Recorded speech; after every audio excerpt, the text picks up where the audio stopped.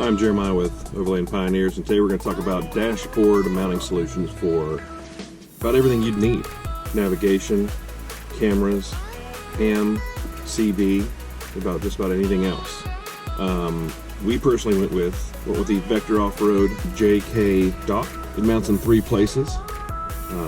In the JK dashboard where the defrost is, there are 2 mounting points where you pull out the actual grate, and then you remove the center console area, and underneath there's a single screw, and that's where the 3rd place is mounted to.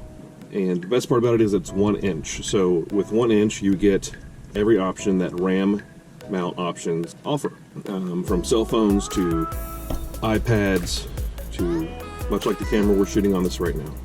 All of these parts can be purchased on Amazon Vector Off-Road with the link in the description. Thanks for watching.